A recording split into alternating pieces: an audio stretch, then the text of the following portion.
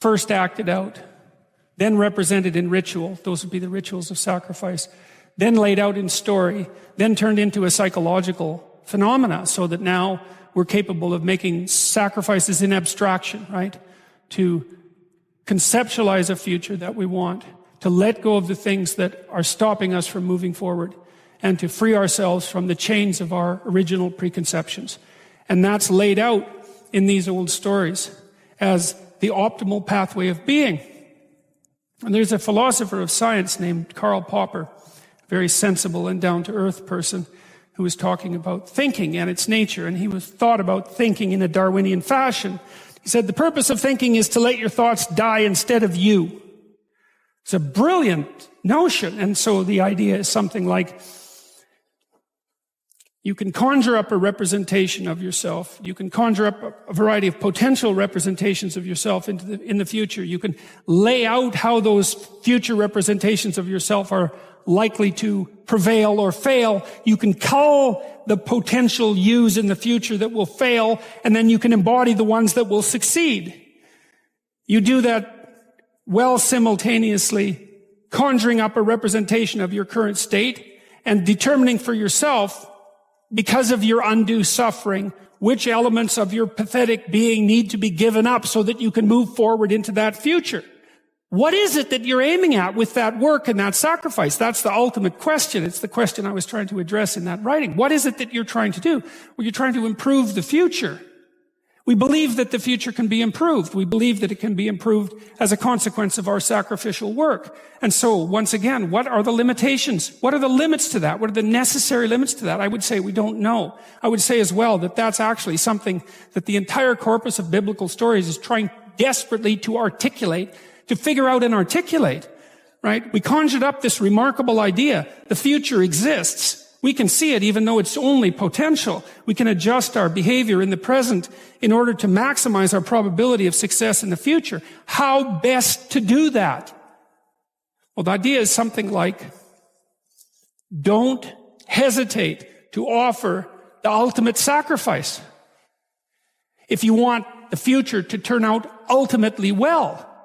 Now, obviously, that idea is clothed in metaphysical speculation and religious imagery, but it still remains an intensely practical issue, right? What is it that you could contract for, let's say, if you were willing to give up everything about you that's weak and unworthy?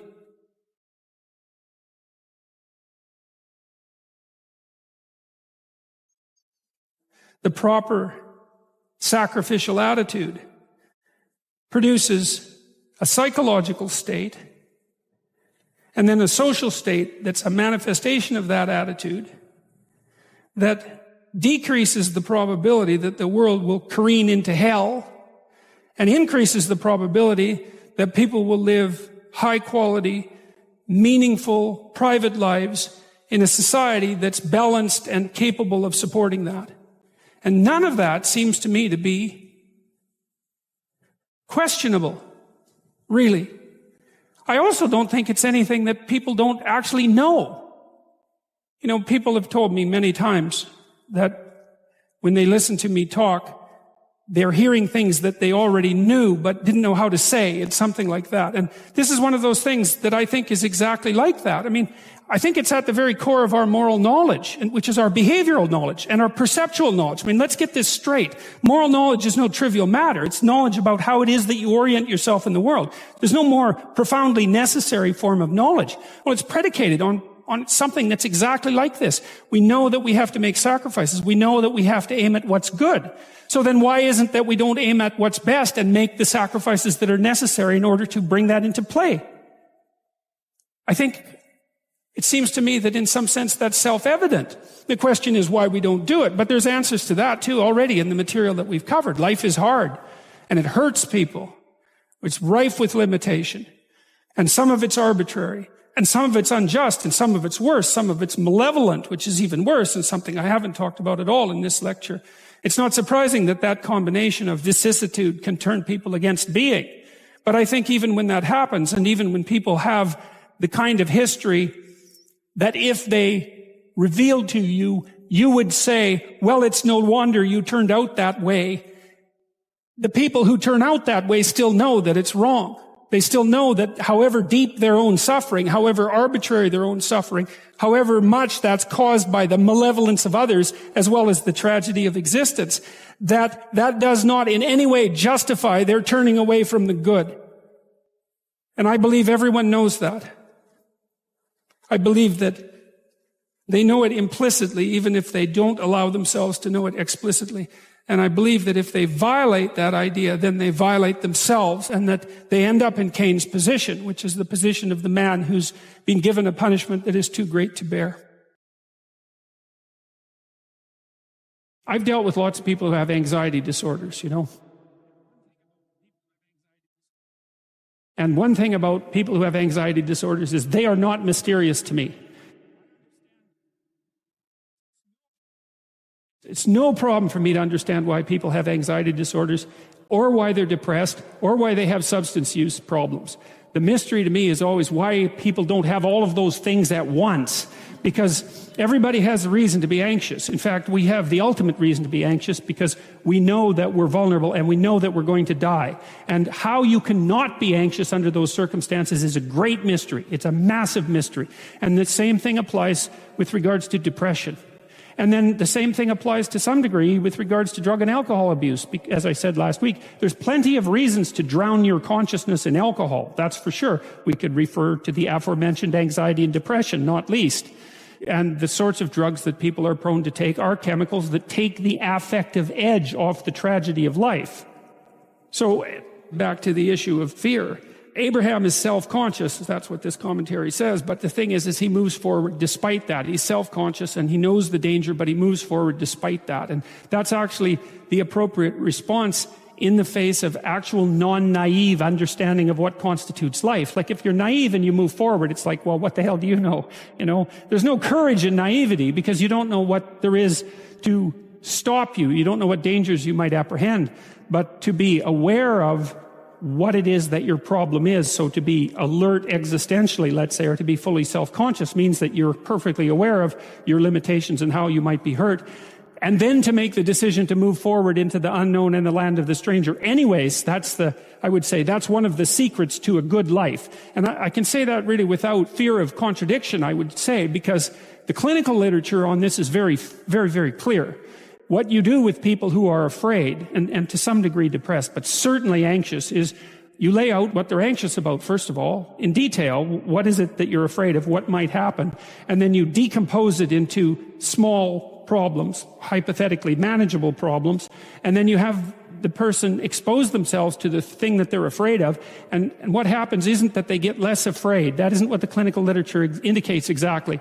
What happens instead is they get braver.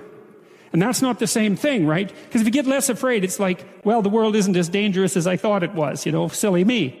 If you get braver, that's not what happens. What happens is, yeah, the damn world's just as dangerous as I thought. Or maybe it's even more dangerous than I thought, but it turns out that there's something in me that responds to taking that on as a voluntary challenge and grows and thrives as a consequence. And there's no doubt about this. Even the psychophysiological findings are quite clear.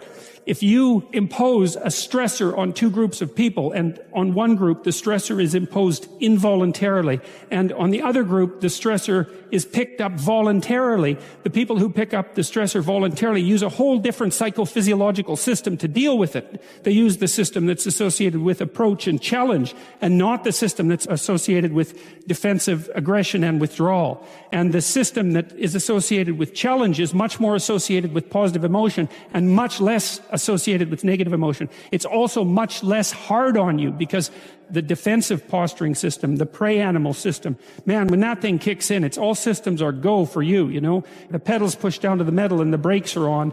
You're using future resources that you could be storing for future time right now in the present to ready yourself for emergency. So there's nothing simple or trivial at all about the idea of being called to move forthrightly forward into the strange and the unknown. And there's a real adventure that's associated with that, right? So that's an exciting thing, which is part of the reason why people travel. And then also to see yourself as the sort of creature that can do that, is willing to do that on a habitual basis, is also the right kind of tonic for, I hate this word, for your self-esteem. because the self-esteem has nothing to do with feeling good about yourself. As I already mentioned, there isn't necessarily a reason why a priori you should just feel good about yourself. But if you can view yourself acting in a courageous and forthright manner and encountering the world and trying to improve your lot and taking risks, in a non-naive way, well, then you have something that you can comfort yourself with at night when you're wondering what the whole damn point is of your futile and miserable life. And that's necessary because it's often the case that you wake up at 4 a.m, or at least sometimes the case that you wake up at 4 a.m. when things haven't been going that well and wonder just what the hell the point is of your futile and miserable life. You have to have something real to set against that. It can't be just rationalizations about how, you're a valuable person among others, even though that's true. That's not good enough. You need something that's more realistic to set against that. And observing courage in yourself is definitely one of the things that can help you sleep soundly at night when things are destabilized a little bit around you.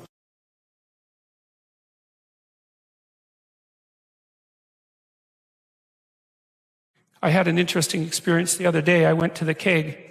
I go there because I have food allergies, and they're very careful with people who have food allergies. And the waiter took me to the table, and he said that he had been watching my lectures, and that's a very common experience.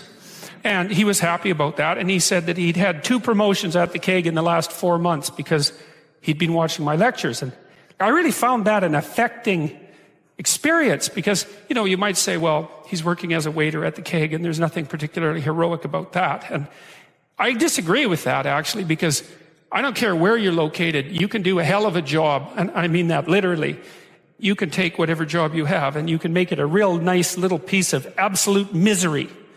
Or you can act like a civilized human being and notice that no matter where you are, there's a richness and a complexity that's completely inexhaustible right at hand. And then you can take that seriously and you can say, well, I happen to be a waiter at the keg, and he's a young guy, and perhaps that isn't where I want to end up, but it's not nothing. It's a rich environment, and I can make it a lot better if I want to. I can get along properly with my coworkers and not gossip behind their back, and I can treat my customers properly. And if an opportunity comes my way, I can take it, and I can see what happens. And so he said that's what he had started doing, and that things were working out much better for him. He was in a much better job than he was 3 months ago. In 3 months, that's nothing, right? I mean, that's a nice trajectory. It's an uphill trajectory, and that's what you want, really. An uphill trajectory is actually even better than being somewhere good as far as I'm concerned, because one of the things that really makes your life meaningful is the clear realization that you're headed somewhere better than you are now. And then it's even better if you also understand that there's a direct causal relationship between the things that you're doing and the steepness of that incline. And so I get a lot of letters from people like that, and they say, well, I've been listening to these lectures and I decided that I'm going to try to take responsibility for my life. And so I've started to stop doing all the stupid things that I know that are stupid that I know I shouldn't be doing. And I've started doing some of the things that aren't stupid that I know I should be doing, which seems pretty obvious, really, if you think about it.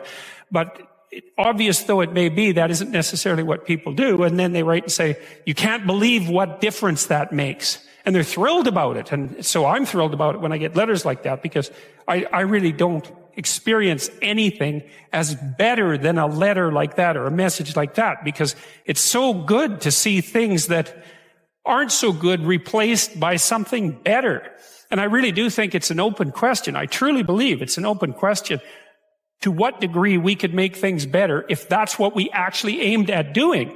Well, there's 2 modes of being in the world, right? There's one where you adopt the responsibility for living properly, for being properly, and you make the sacrifices necessary for doing that, and then everything will flourish properly. And the other one is a pathway of resentment and bitterness and rejection and murder and genocide, and that just seems exactly right to me. And so if the positive path beckons, if you can actually see what it is, if you can lower yourself enough to see what it is. Carl Jung said once that modern people didn't see God because they didn't look low enough. It's a phrase I really, really like, because people denigrate the opportunities that are right in front of them. And there's no reason to do that, because what's right in front of you is the majesty of being. That's what's right in front of you. It's inexhaustibly complex and full of potential, and there's no reason to assume that wherever you happen to be isn't as good a starting place as anywhere else. Now, I know some people have terrible, terrible lives. They're in situations that are absolutely unbearable. But I also do know that even situations like that can be made a hell of a lot worse by the worst kind of attitude. That's for sure. So anyway, so that's where you are. You're in a damaged structure. You're a damaged structure. You're in a damaged structure. But, at least it's got some walls. You're not being fed to the lions on a regular basis. So that's a good thing. And you can emerge forward heroically to confront the chaos that constantly threatens the structure within which you live. And you can free something as a consequence of that. You can learn something. You can strengthen yourself. That's the other thing, because what you're actually made of, in many ways, what informs you, what you're made of, is what you encounter when you voluntarily encounter the unknown. And so the more you voluntarily encounter the unknown, the more you get made of. And the more you get made of, the more there is to you. And then the more you're good at encountering the unknown and restructuring order and calling forth proper order out of the potential of being. And God, you got to think, why wouldn't you do that, since you can do that? And it's an endless mystery. I think part of it is that people don't aspire to the highest good because they're deeply ashamed of themselves and their weaknesses and their insufficiencies. And that's not the only reason. I mean, there's the desire to avoid responsibility, and there's all the negative motivations as well, like resentment and hatred and the desire to make things worse. I don't want to give us too much of a break, but it's something like that. It's okay to not be in a very good place if what you're trying to do with that not very good place is make it better. And the fact that things aren't exactly the way they should be at least gives you something to do, and maybe something great to do, because there's no shortage of suffering and trouble that besets the world that you could conceivably ameliorate in some way. And the utility of that and the intrinsic meaning of that is self-evident. So it also makes me curious about nihilism, for example, and despair, because, I understand those emotions. I understand them deeply, and the intellectual mindset that goes along with it, but they just seem beside the point to me in some sense, because there are so many things that need doing that all you really have to do is open your eyes and look at them and then decide that you're actually going to do something about them. And you might think, well, what's within my scope of influence is so trivial that it's not worth doing. It's like, it won't stay trivial for long if you do it. Not at all. And I don't think it's trivial to begin with. I really don't believe that anything done right is trivial. My experience in my life has been that anything I actually did paid off. It didn't pay off necessarily in the way that I expected it to pay off. That's a whole different story. But if it was genuine commitment to do something, even if it went sideways and the outcome was really something other than what I expected, the net consequence over time was nothing but good. So every new frontier that can be conquered is an advance forward, and there's no shortage of frontier because we're surrounded by the unknown. We're surrounded by our own ignorance, and we can continually move into that domain, into the domain of chaos, or we can restructure pathological order. And that's the secret to proper being. And so then you encounter chaos that way, and then you can regard yourself as the sort of entity that, despite its insufficiency, has the capability to conquer chaos, despite the danger of that. That's the other thing. Because the fact that you're fragile is actually a precondition for your heroism. Because if you weren't fragile, then there'd be nothing heroic about doing something difficult, right? Because if you couldn't be hurt or damaged or defeated or end up in failure, then where's the moral courage in the endeavor? It has to be that the fragility is built into the courage. And so it's not a reason not to engage in it at all. In fact, quite the contrary. And so then, what do? Well, you put the city back together, and maybe the way you want it, so that it's functional and efficient and beautiful, and so that people can flourish there, and flourish in a manner that makes them feel that the unbearable catastrophe of being is worth it for the experience. That's what you're aiming at. And it's not an impossibility. It's not an impossibility. And then not only that, not only do you repair the city when you do that, but you make yourself the sort of thing that continually repairs the city. And that's even better. That's the end goal, because it's not the repair of the city that's the goal. It's the transformation of yourself into the thing that continually repairs the city. And so there's just no reason for that not to happen. And the more it can happen, the better.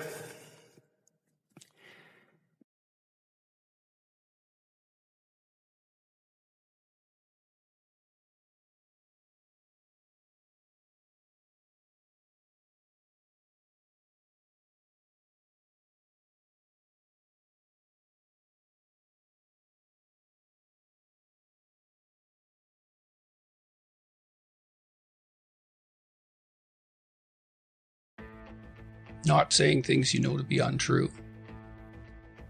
And that's a good thing. Don't lie. And that's good. Be grateful. And then try to work for the best in yourself and other people. And maybe even broader than that. Try to work for the best despite your cynicism and resentment. I suppose that's a form of gratitude as well. That's what love means fundamentally, is working for the best of things. And it's a goal. And what's the alternative? Hate? And that's not going to make things better. It's going to make things worse. Generally speaking. So something like truth nested inside of love. Then there's gratitude lurking around the edges. Beauty is important. More art, right? Yeah, well, more beauty, period. Everywhere. That would be nice. It's kind of intimidating, beauty. What do you mean? What do you mean by that? Well, because it's an ideal. It judges you. This is something that's quite interesting. Every ideal is a judge. Because by you nature. Fall short of it. Yeah, but it's an interesting problem that you need an ideal to work towards, but the consequence of that is that you're judged by it. That's fascinating, because we always want the ideal, right? Yeah, well, I recommend it to people that they try to reward themselves for improving over who they were yesterday, rather than punishing themselves for their deviation from the ideal. Look for incremental improvements and let yourself know that you've managed them. Is it important to hold the ideal, but also then keep short-term goals of you definitely. Against yourself? Yes, definitely. Yeah, you want to break it down into, and you do this with kids too. You want to set someone a task that will stretch them beyond their limit, but not be impossible, right? So that's part of being intelligent and careful within a relationship. Because it'd be nice to facilitate success. I mean, maybe it has to be punctuated by failure from time to time, but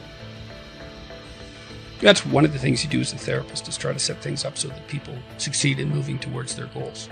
Try to make the tasks small enough so that they're a reasonable probability that they will be completed successfully. There's a New Testament idea that you should turn the other cheek, and that's a very tough one to contend with, because it's not easy to separate out that from the appearance of weakness, let's say, because you want to be able to stand up and defend yourself. Obviously, there's no credibility unless you're capable of doing that. You have no credibility unless you're capable of doing that. In the interview that you're referring to, I attempted to use minimal necessary force, and all I was doing was deflecting accusations that, as far as I was concerned, had nothing to do with me.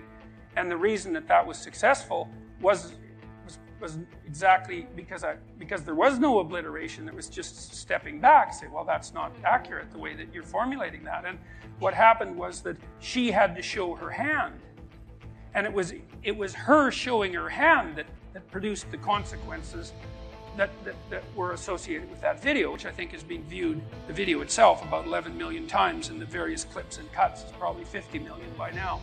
But because I didn't use force or any more than was necessary, and she had to keep stepping forward with her accusations and her ideology, and she just laid it out completely so that everyone could see it. And so it's another thing you really want to think about. Like, you don't want to be thinking about this as a polarized political battle, because you're in the damn polarized political battle, and it's actually the polarized political battle that's the problem. Now, now it's not like, as I said already, it's not like you want to be a pushover, but you step away from that and you work on yourself so that you're an increasingly powerful person. But one of the ways that you do that is that you learn to use minimal necessary force. It's like you don't defend yourself any more than you have to. Like, be careful. Don't push any harder than you need to, because all you do is you generate a counterforce by pushing harder than you need to, and then you're in conflict. And you think, well, I like a little conflict. It's like, look, fair enough, a little conflict, man, no problem. It keeps your life kind of interesting, and maybe that's on the problem-solving edge. But a little conflict can become a lot of conflict very, very rapidly, and if you have any sense at all, that's not what you want. You know, especially if you have other things that are better to do, and you should have other things that are better to do. And so, you know, to deal with these sorts of things, even when you're provoked, with a light hand, there is no more effective strategy than that. And it's a real mark of sophistication and your ability to keep your temper in check. It's really something to aim at, and that's true even when you're dealing with yourself. You don't punish yourself any more than necessary. When you're negotiating with someone that you love, a partner, for example, a husband or a wife, at least in principle, you defend yourself with minimum necessary force. When I've been successful in responding to attacks, it's only because I've responded to them minimally. So, for example, there's been a number of times when I've gone to universities and had pretty nasty demonstrations. There was one at McMaster University that got quite out of hand, a worse one at Queen's University, where people were pounding on the windows while we were all sitting in the hall. But it was the same thing there. It's like control of temper, detachment, understanding that the full event has yet to play itself out, the ability to step back, and the requirement to use minimal necessary force. And when I've been able to manage that, then it's worked. And if my temper gets riled up, and I have a temper, and if it gets riled up and I start to lash out more than necessary, then that goes badly right away. And I can see that in the comments, and I can see that the memes that are made of me turn a little bit more mean instead of funny. And so this is really an important thing to know. It's like, keep your temper under control. Don't burst out into self-righteous anger, in particular against those that you might regard as your political enemies. It is not going to help you. It's not going to help the cause. It's not going to help anything. You can accomplish what you want to accomplish if you're being wise about it by being eminently reasonable. That's the thing, is you can have reason on your side, and I mean reason in the best possible sense. It's like you don't have to be temperamental and impulsive in this sort of situation. You can try to put yourself together, which I would highly recommend, and then you can lay yourself open to the attacks. Now, that means you should be able to defend yourself. You should have the articulated structures at hand. You should orient yourself properly, politically and philosophically, and even physically for that matter, so that you're a force to contend with. But once you have that down, then you play it with the lightest possible hand. And that way also you have the highest probability of let's say, of changing the minds of people who are possessed by an ideology so that they can rejoin the productive political dialogue. And that's what you want. You don't want to defeat them. First of all, good luck with that. It's like, well, you've got to live with them. You can't defeat people that you live with, because there they are the next day. And if you defeat them, well, then they're defeated. Maybe that's not for the best. And second, it's not like they're happy about the fact that they're defeated. It's not like they're not going to be waiting around to find out when they can defeat you next. It's like if you're married to someone, think, well, I won that argument. It's like, no, you didn't. No, you didn't, because there that person is, waking up next to you the next day. And so if you won, and they're defeated and humiliated because of it, then the probability that they're going to react properly to you, if they have any sense at all, is very low. And so what you want is you want to negotiate your way to a sustainable peace. And that's what you want to do in the political realm too, because, well, in this country, you know, there's a certain amount of polarization. I don't think it's anywhere near as bad as the media is making it out to be as they go through their death spirals and generate clickbait like mad. Because, you know, in the US, you guys have been voting 50% Republican and 50% Democrat for what, about 20 years, right down the middle. It hasn't changed that much. But these people who are on the opposite side of the political spectrum from you, they're the people who live across the street. They're the people who live down the street. They're family members, for that matter. And you're going to have to live with them. It's like you don't want to defeat them. You want to bring them back into the reasonable political dialogue. And you do that by having a certain amount, first of all, by getting your act together so that you're a credible and admirable person. But then by having some forbearance and negotiating towards peace. Think about what you want as a victory. You want a victory where you're surrounded by the corpses of your defeated enemies? Or do you want a victory that constitutes peace? Well, that's what you want. And in this country, I mean, you've been able to maintain that for a very long period of time, excluding the Civil War, let's say. And there's been other periods of polarization, like in the early 1970s. You don't want this to be a victory. You want this, not in that sense. You want to decrease the polarization, to bring everyone back under the umbrella of intelligent conversation. And you want to also know that just as you perhaps are temperamentally predisposed, being more conservative, to standing for patriotism, is standing for the what would you say, well, let's say patriotism, we'll leave it at that, and for the utility of hierarchies, that there are people who need to speak for the dispossessed, and you have to engage in a dialogue with them for your own good as well as theirs. Because healthy hierarchies do take care of the people who are dispossessed by the hierarchies, and that's one of the things that makes them stable. It's not an easy thing to figure out how to do, right? I mean, you don't do it self-evidently by things like redistribution of income, but it's still a universal. The problem of the dispossessed is a universal problem, and it has to be addressed, and that's why you need the political dialogue. So no victory. Peace is the goal, not victory.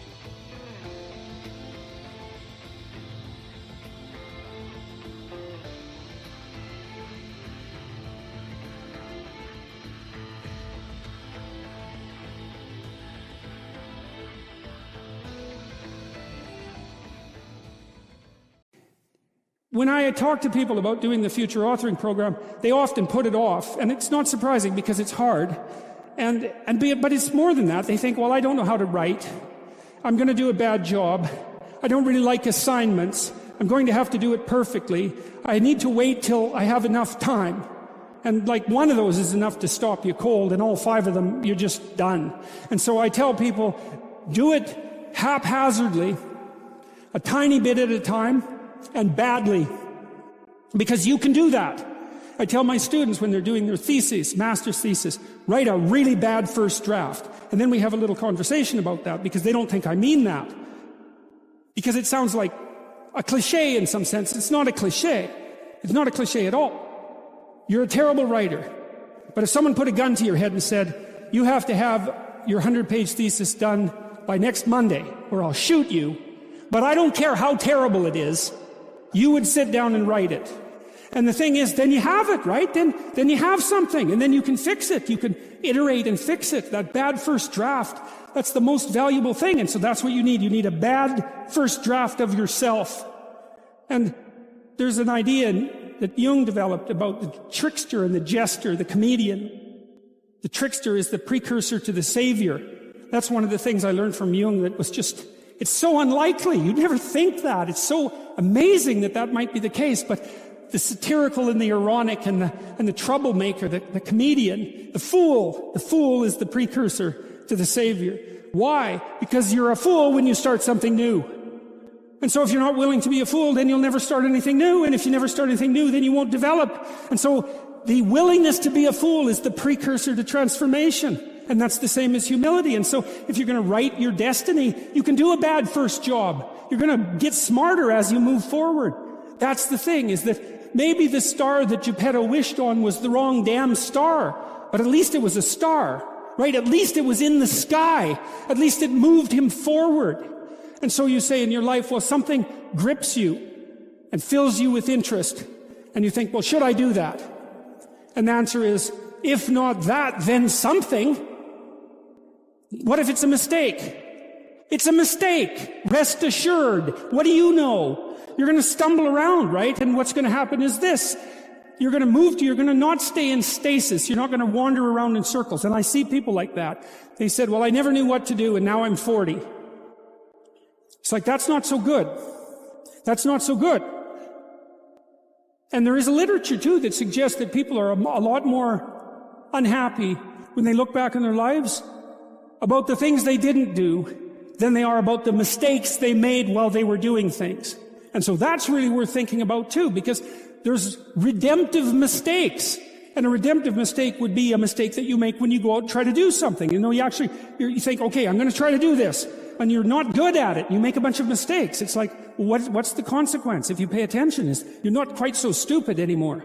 That's the thing, is you've been informed by the results of your errors. And so what happens is you follow the beacon, you follow the light. And you're blind, so you don't know where the light is. It's dimly apprehended only, and you're afraid to follow it. But you decide to take some stumbling steps towards it. And as you take stumbling steps towards it, you become illuminated and enlightened and informed because of the nature of your experience, because you're pushing yourself beyond where you are, and you're going into the country that you have not yet been in, and you learn something. And so what happens then is the star moves. You move 10 feet towards it and you think, no, that's not right. I didn't get it right. It isn't there. It's actually there. And so then you see it somewhere else and you shift yourself slightly and you move forward. And that's what happens, is that you continue as you change. The thing that guides you forward moves, right? It's like God in the desert in Egypt, the pillar of light that you're following. It's moving. It's not a permanent thing. You move towards it. It moves away. It guides you forward. And so you say, well, is what I'm aiming at paradise itself? And the answer to that is no, because what do you know? You couldn't see paradise if it was right in front of you, but you might get a glimmer of it. And so you move towards it and you grow. And then the next time you open your eyes, you see a little bit more clearly. And that's what happens, is that just happens over and over, right? It keeps moving. But the thing that's so cool is that all those zigs and zags, you say, and each of those zags and zigs is a catastrophe. I hit a wall, my God, and then I had to die a little bit, and I barely got back up. It's a phoenix transformation at each turn, and it's painful. But the thing is that even though you've traveled 20 miles, let's say, on that road, and you've only moved 3 miles forward, you've moved 3 miles forward.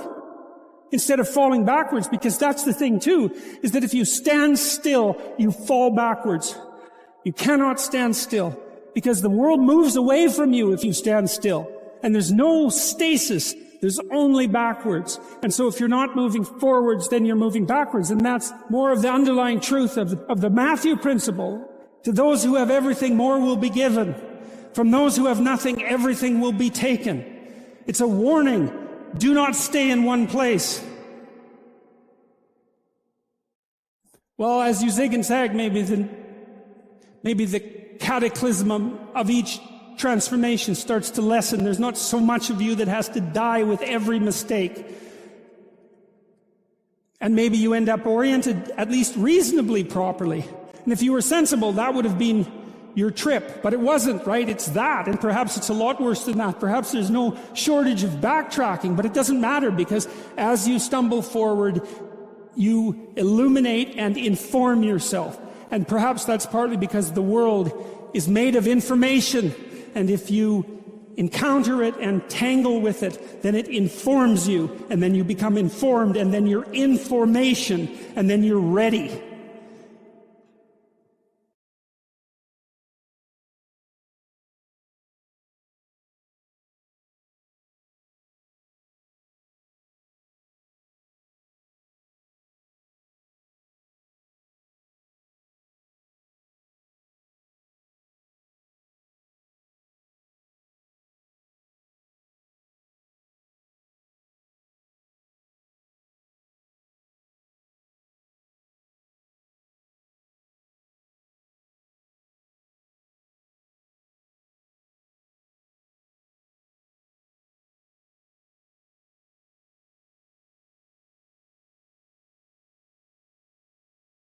It's Jordan B. Peterson.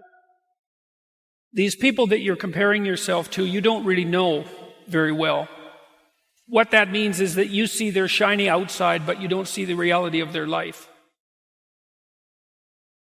There's always people out there who are doing far better than you on pretty much anything you want to imagine. And if all you're doing is seeing yourself in their reflected light, let's say, then it's going to be pretty damn dismal. But it's not a good comparison because, well, first of all, there's danger in just comparing yourself to others, period, because they're not you. And God only knows what struggles they had to undertake to get to where they were, or what burdens they're currently carrying that you're not aware of.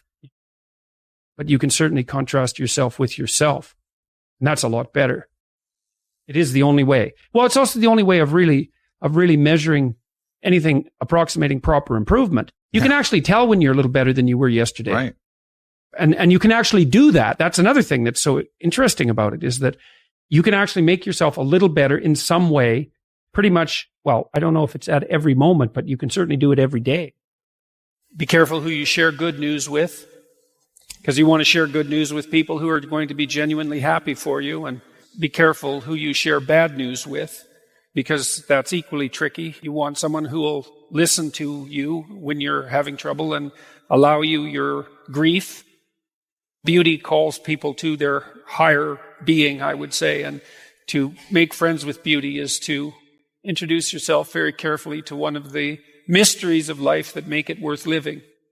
There's never been a better time for the majority of people to be alive. And the future, although we're vulnerable and terrible things can always happen to us, it's hard to make a case that the future doesn't look comparatively positive.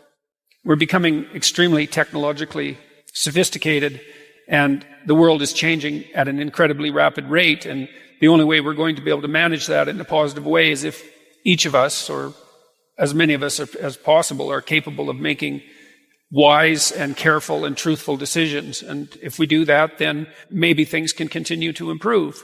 You don't get people to stand up on their own 2 feet and to adopt responsibility if everything is given to them. And that's a real conundrum.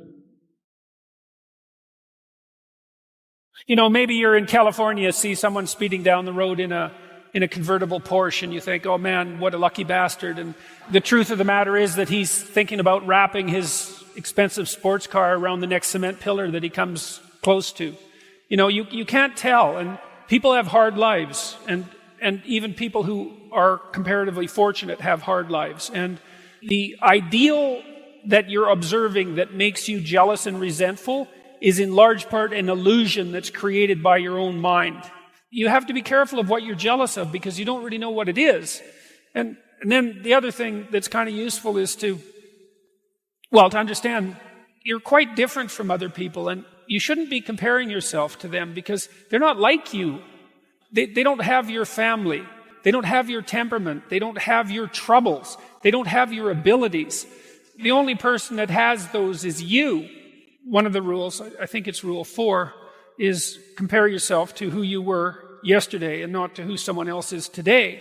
And see, that's a game you can win. The possibility that you can make yourself slightly better on a continual basis is, I think that's something that's accessible to everyone. I think that's equivalent to leading a virtuous life. And there is something to be said for virtue and truth. You know, and that is one thing. Another thing that I've noticed about people who've been phenomenally successful is that they really do everything they can to live a truthful life. And you can get a bloody long ways by being honest. You got to know that there are differences in intelligence. It's really important. If you go into a job and you're not smart enough for that job, you're going to have one bloody miserable time. And you're going to make life wretched for the people around you because you won't be able to handle the position. But what you really want to do, as far as I can tell, if you want to maximize your chances for both success and let's say well-being, is you want to find a strata of occupation in which you would have an intelligence that would put you in the upper quartile. That's perfect. Then you're a big fish in a small pond. And you don't want to be the stupidest guy in the room. It's a bloody rough place to be. So, and you probably don't want to be the smartest guy in the room either, because what that probably means is you should be in a different room. If you want to be the best at what you're doing, bar none, then having an IQ of above 145 is a necessity. And maybe you're pushing 160 in some situations. And maybe that's making you one person in 10,000 or even one person in 100,000. And then also, to really be good at it, you probably have to be reasonably stress tolerant and also somewhat conscientious. Why is it that smart people are at the top of dominance hierarchies? And the answer to that, in part, is because they get there first. Right? I mean, everything's a race, roughly speaking. And the faster you are, the more likely you are to be at the forefront of the pack. And intelligence, in large part, is speed. That's not all of it is. So if you're moving towards something difficult rapidly, the faster people are going to get there first. You're going to have to put some effort into your life. And you need to be motivated to do that. And so what are the potential sources of motivation? Well, you could think about them in the big five manner. You know, if you're extroverted, you want friends. If you're agreeable, you want an intimate relationship. If you're disagreeable, you want to win competitions. If you're open, you want to engage in creative activity. If you're high in neuroticism, you want security. Okay, so those are all sources of potential motivation that you could draw on, that you could tailor to your own, your own personality. But then there are dimensions that you want to consider your life across. And so we ask people about, well, if you could have your life the way you wanted it in 3 to 5 years, if you were taking care of yourself properly, what would you want from your friendships? What would you want from your intimate relationship? How would you like to structure your family? What do you want for your career? Well, how are you going to use your time outside of your job? And how are you going to regulate your mental and physical health, and maybe also your drug and alcohol use? Because that's a good place to auger down. And that tangles in your incentive reward system. We talked about the dopaminergic incentive reward system, and that's the thing that keeps you moving forward. And the way it works is that it works better if it produces positive emotion when it can see you moving towards a valued goal. Okay, well, what's the implication of that? Better have a valued goal, because otherwise you can't get any positive motivation. Most creative people fail at producing their creative product and monetizing it. Right? So your default position, if you're a creative person, is you're going to fail. And that's because it's hard to come up with something new, and it's hard to present it to the market at the right time, and it's hard to market it. Like, those things are really, really difficult. And so what successful entrepreneurs do is they just keep doing it over and over and over and over and over and over and over. And eventually, if they're fortunate, one of their ideas happens to hit the right place at the right time. Even if your idea is good, that doesn't mean it will be successful.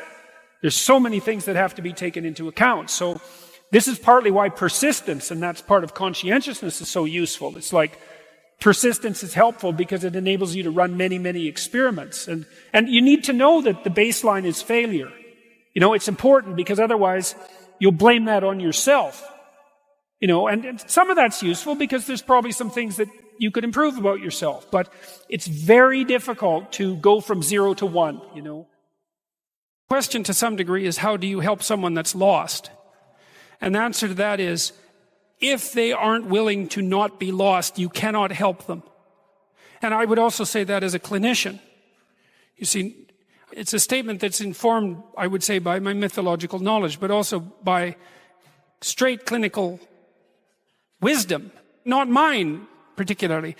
I mean, one of the things that Carl Rogers pointed out was that there were necessary preconditions for entering into a therapeutic relationship. And that would be really any relationship where the mutual flourishing of the two people involved was the paramount goal. And one of the preconditions was that both people had to want that to happen. And Rogers believed he didn't know how to get the horse to drink once you had brought it to the water. And I've thought about that a lot, because when people are really lost, sometimes they're so lost that they can't be found.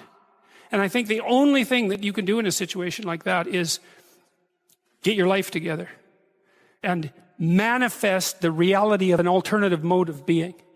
That's what you've got. And so that's the only way I know of to solve an intractable problem. There's a statement in the New Testament that's really vicious. In fact, there's a number of them, but this is a particularly vicious one.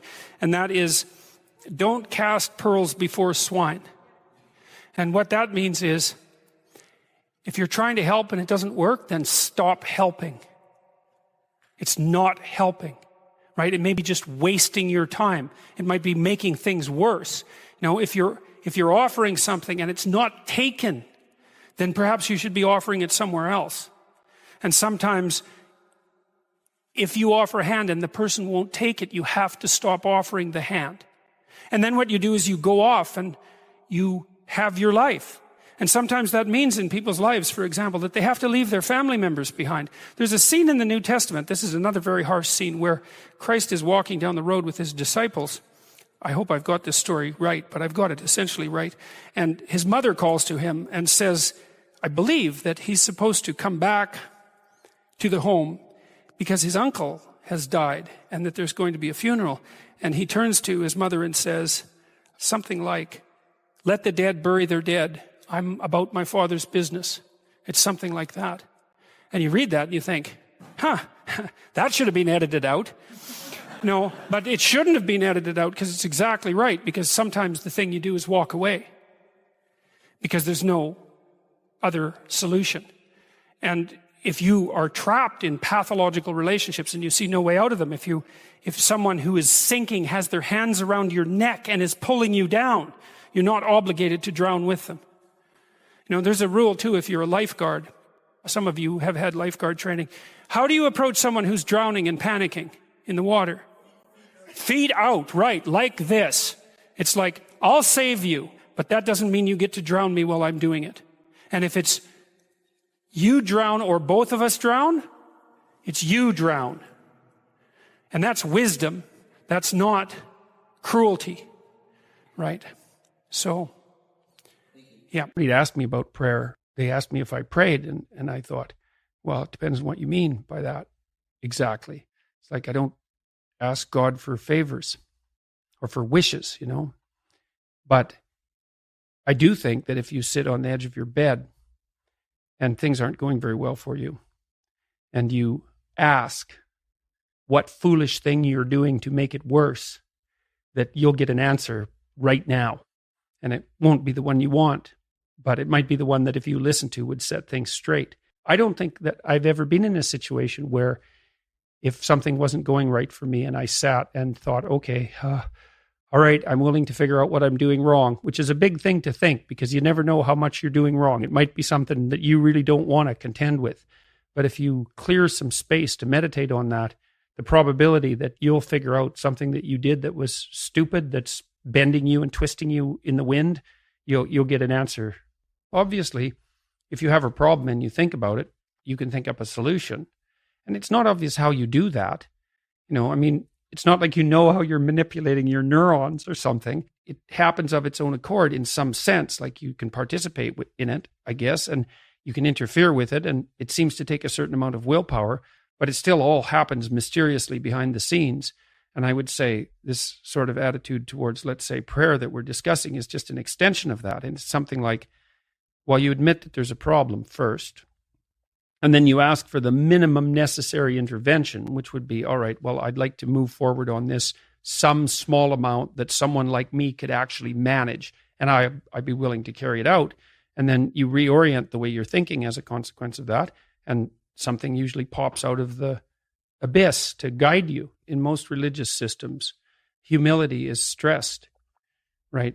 Because humility says, I have a problem and I'm stuck. And humility says, whatever I'm doing isn't working and therefore I'm wrong. And so like as soon as you say that, you admit to yourself that your current frame of reference is faulty. And then you start opening the door to a different kind of thinking, which is more creative thinking. It's more lateral thinking. Well, I'm wrong, but that's not necessarily a problem because I could be right if I thought some other way. There's almost no end to the utility of trying to figure out which ways that you're wrong, because there's lots of them. And every time you discover one, then you don't have to be quite so wrong anymore. That's a really good deal. One of the things I was trying to stress in 12 Rules for Life, and also in this first book I wrote, Maps of Meaning, is that you need to decide at some point in your life whether you're more in love with what you know or what you don't know. And people tend to be in love with what they know because you don't want to have that shaken and challenged, and it's not surprising. But the problem with that is that you don't know enough unless everything's going perfectly for you and everything around you set in order perfectly. It's like your ignorance outweighs your knowledge. So you should make friends with what you don't know. Compare yourself to who you were yesterday and not to who someone else is today.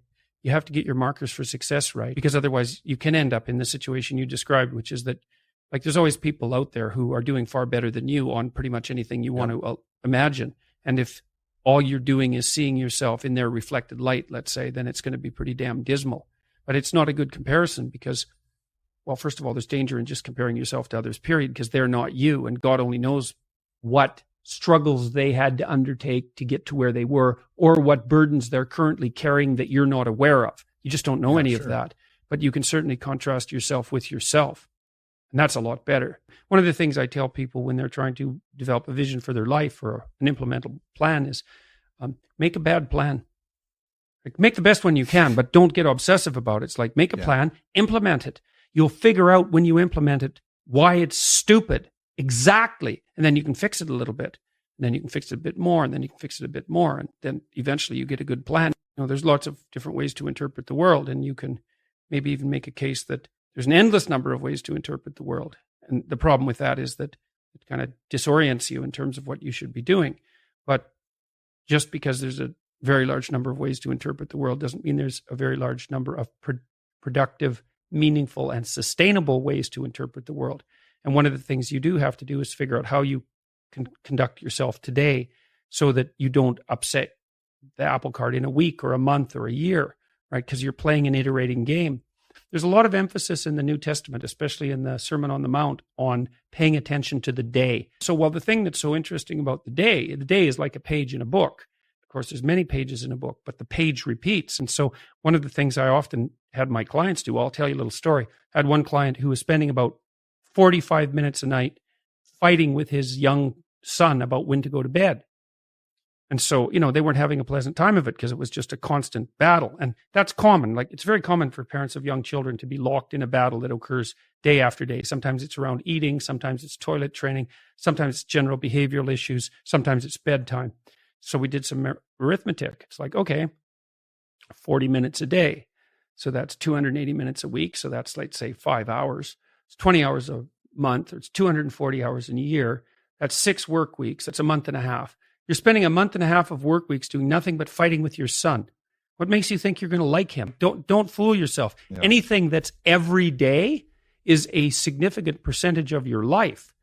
You know, because you're awake, let's say 16 hours. 5 of those hours are basically maintenance.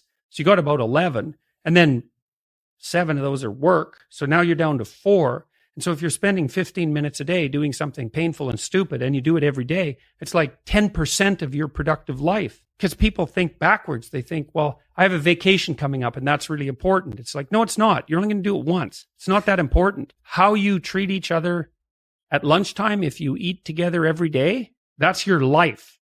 Yeah. Fix that. Yeah. Get it so that the food's good. Get it so that you're happy with the people that are sitting there. Fix that. It's like, poof, 10% of your life is fixed. That judge that you have internally, which is, let's call it the voice of conscience, it suffers from a certain generic quality.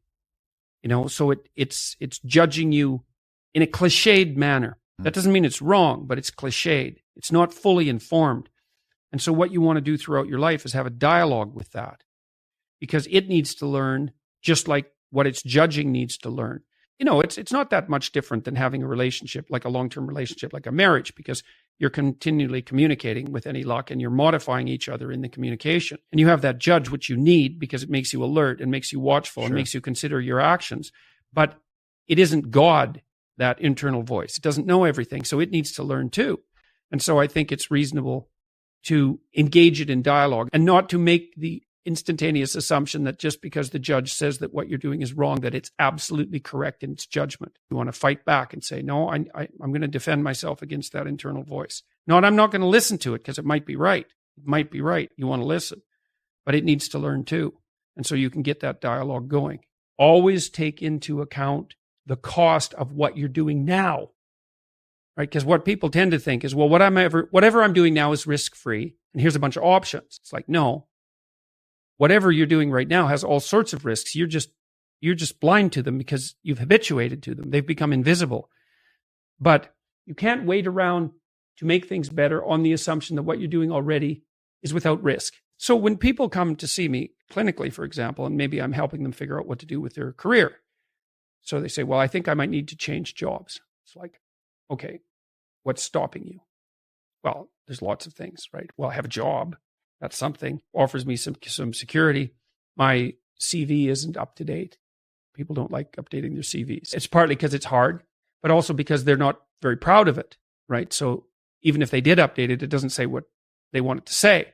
So then updating your CV turns into sort of updating your life, and that's a complicated thing. And then maybe you don't like being interviewed, because most people don't, and maybe you don't like being judged. And maybe you don't like the fact that if you look for another job, there'll be 50 rejections for every one acceptance. It's like there's a whole plethora of terrible things you have to encounter if you want to change jobs. So you think, well, I'm not going to do that. The risk is too high. It's like, fair enough. What's the risk of doing what you're doing? And that's easy. Accelerating suffering. Let's say you're 35 now and you don't change your job. Well, you'll be 40 so fast you can't even believe it. It'll just happen. Like, it'll take 5 years, but it happens overnight in the same way. And if you haven't changed, then you'll be the same except worse. So that's the alternative. If you don't find what you're doing sufficiently productive or responsible or meaningful or engaging or all of that. So here's the choice. Your life is either meaningful or meaningless. Okay, so let's go through the meaningless part first. Because you think, well, of course I don't want it to be meaningless. It's like, yeah, just hold on a second. Nothing you do matters. And so impulsive pleasure is the order of the day. No responsibility. You can do whatever you want. It's like Pleasure Island in Pinocchio, right? Or it's like Neverland in Peter Pan. You're still a kid. You can play all the time. Impulsive pleasure and no responsibility. That's the reward for meaninglessness. Okay. Think, well, there's something to be said about them. But then the other side is, okay, well, let's say you want your life to be meaningful. It's like, okay, then what you do matters. It actually matters, right? Make a mistake, hurts you, hurts your family, hurts the world in a deeper way than you think. And you have to be awake to that.